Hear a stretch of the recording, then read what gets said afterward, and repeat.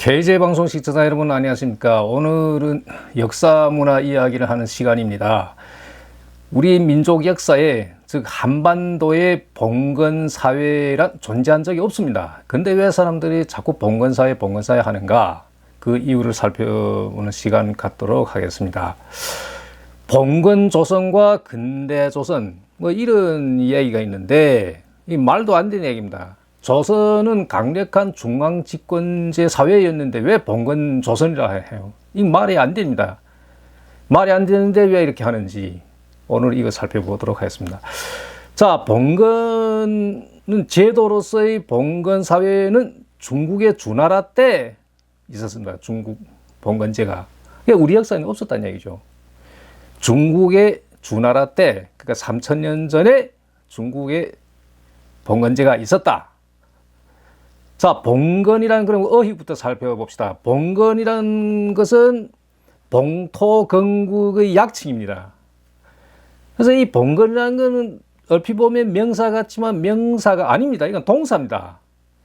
땅을 분봉해주고 나라를 세운다. 그 동사예요. 자, 국가라는 의미부터 살펴봅시다. 자, 국가란 말 전에, 국가라고 부르기 전에 반국이라 했어요. 국가를 반국이라 했는데 지금 반국이라 안 하죠. 국가라죠. 그 왜 그러냐면 한나라를 세운 유방이 이름이 방이라 해가지고 이 반국이란 말 안 쓰기로 했습니다. 그래서 그 후부터 이제 국가라 하는데, 자, 이 국가란 말을 사람들이 이거 잘못 이해하고 있습니다. 국가라는 것은 나라가 이렇게 있는데 이제 그 가정, 뭐 호주가 있고 처자식 있고 이런 가정을 이렇게 합한 것이 국가다, 이렇게 알고 있는데 이거 잘못된 거예요. 잘못 알고 있는 겁니다. 국가란 뜻이 이런 거 아니에요. 자, 국가란 유래는 뭐냐? 원래 이 제후가 갖고 있는 이 국이죠. 그 밑에 대부가 있습니다. 제후 밑에 대부가 있는데 이 대부가 갖고 있는 영지와 모든 재산을 가라고 그래요. 가라고 그럽니다. 그러면 이 대부가 갖고 있는 이 영지와 재산은 호수를 따져도 뭐 수백, 수천 호가 되죠. 한 개 무슨 가정이 아닙니다. 수천 호도 되고 수만 호도 될 수 있죠. 그것을 가라 그래요.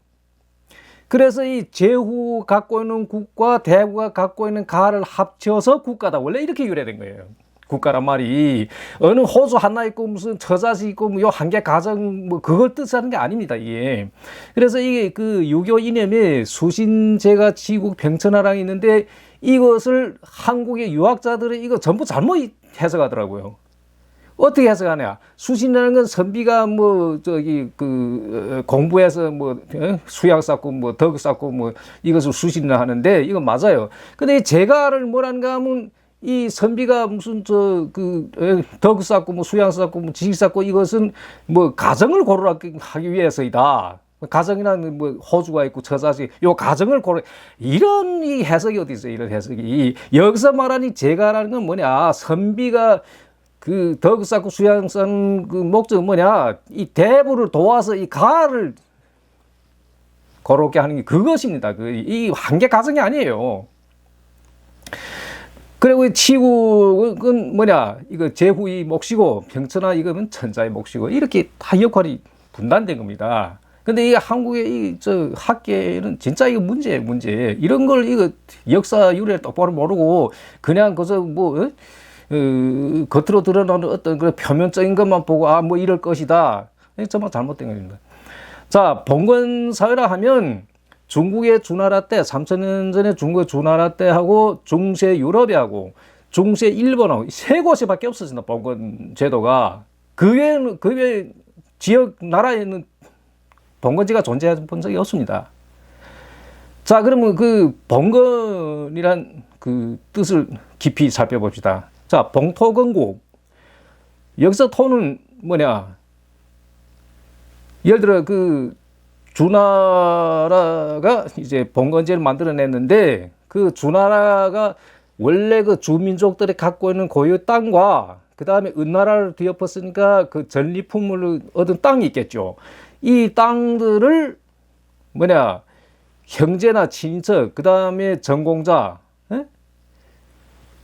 그 강태공 같은 이런 사람들, 뭐 이런 사람들한테 이제 땅을 나눠주는 겁니다. 나눠주고 거기다가 나라를 세워준다. 그 나라의 왕이 뭐냐? 제후예요. 자, 이렇게 해서 이제 그 봉토공국이란 말이 나왔는데, 그럼 이 제후국이라는 건 뭐냐? 천자의 아래에 있지만 제후국은 하나의 나라예요. 하나의 국가. 그럼 국가란 의미가 뭐냐? 국민이 있고 각권의 영토가 있고 주권이 있어야 돼요. 뭐 외교권도 있고 국방도 있고 뭐 세금 걷어들 권리도 있고 독립 어떤 그런 주권이죠. 이런 것이가 봉건이에요. 이런 거 봉건. 자, 중국의 그 주나라 때 그 예를 들면 천자가 있죠. 왕이. 천자가 있고 그 밑에 이제 제후가 있습니다. 이 천자가 이제 땅 떼주고 나라를 세워줘서 그 왕을 세운 그것이 이 제후예요. 자, 제후 밑에 이제 대부가 있죠. 아까 말한 그 대부. 그 밑에 선비, 그 다음에 백성. 이런 식으로 되어 있습니다. 이렇게 층층이 내려오는 거죠. 자, 그 중세 유럽의 그 봉건, 그 형식은 어떻게 됐냐. 위에 왕이 있고, 그 다음에 제후. 이건 중국과 마찬가지입니다. 제후가 있고, 그 다음 그 밑에 기사가 있어요. 기사라이 귀족인데 중국에서 말하면 이것이가 대부예요. 일본도 중세 봉건제가 있는데 일본에는 이 여기 기사 대신에 뭐가 있어? 사무라이가 있죠. 무사. 그 다음에 유럽에서는 이 밑에다 이제 농노가 있는데 중국하고 다른 게 뭐냐? 이 가운데 선비가 빠져 있어요. 선비가. 중국에는 선비가 있죠. 근데 여기는 기사 밑에 직접 농노 이렇게 돼 있죠. 요 조금 뭐 스케일 조금 다른데, 자, 그럼 중국의 그 봉건제도를 누가 만들었냐? 주공이라는 사람 만들었습니다. 주공이라는 사람. 자, 이 주공이가 이제 그 창시자인데 이 주공이라는 사람은 정말 위대한 사람이에요. 공자가 가장 존경하는 사람이 주공이에요. 그러니까 주공이라는 사람은 공자의 롤모델이다. 이렇게 보면 돼요. 그럼 이 사람이 어떻게 봉건제를 만들어냈을까? 거기에 대해서 조금 살펴봅시다. 자, 주나라가 이제 상나라를 뒤엎는데 그 강력한 상나라, 600년 지속된 그 나라를 뒤엎는데 일주일도 안 걸렸어요. 아주 쉽게. 그 원인은 그 왕이 그 너무 타락해가지고 밑에 그 신하들이 이제 뭐 배신하고 그래가지고 그 마치 그 박근혜 탄핵 때 그 밑에 있던 국회의원들은 다 탄핵에 찬성하고 그처럼 그 왕을 이제 왕한테 등 돌린 거죠. 그래서 쉽게 이제 무너뜨리는데 너무 쉽게 무너뜨리니까 좀 뭐가 이상하다. 근데 사람들은 다 그 축제 분위기에 빠져서 그 도취되어 있는데 한 사람만 자꾸 걱정해서 앉아서. 그 곁에 사람들 당신 왜 이 좋은 분위기에 왜 한숨 쉬고 앉아 무릎 치냐. 그러니까 이 주공이 하는 얘기가 너무 쉽게 얻으면 너무 쉽게 잃는다. 그래서 뭔가 걱정하고 우리가 뭔가 만들어내지 않으면 안 된다. 저는 이 문재인 정권 초기에 보면 정권 그냥 그래서 주워 먹었죠. 주나라가 상나라를 뒤엎고 천하를 얻은 것처럼 문재인 정권이 그 패턴 저는 갖다 비슷하다 봐요. 아주 쉽게 얻었어요. 그런데 주공이라는 사람이 있어서 천하를 걱정했는데 문재인 정권 천하를 걱정한 사람 없었어. 그냥 승리에 도취되고 20년 뭐 집권설 나오고. 예? 그래서 이 문재인 정권 새로운 패러다임을 못 만들어냈죠. 그러니까 오늘 만에 정권 뺏겨버린 거예요. 근데 주공이라는 사람은 위기의식 갖고 새로운 패러다임을 만들어낸 거예요. 문재인 뒤에도 지금 윤석열 정권도 마찬가지예요. 이런 새로운 패러다임을 만들어낼 줄 모르니까 그냥 전 정권 탐망하고 전 정권 부정하고 전 정권에 하는 사업을 뒤집는 것이 일이에요. 그래서 이 주공이라는 사람이 역사적으로 위대한 게 이 점이에요. 새로운 패러다임을 만들어냈다.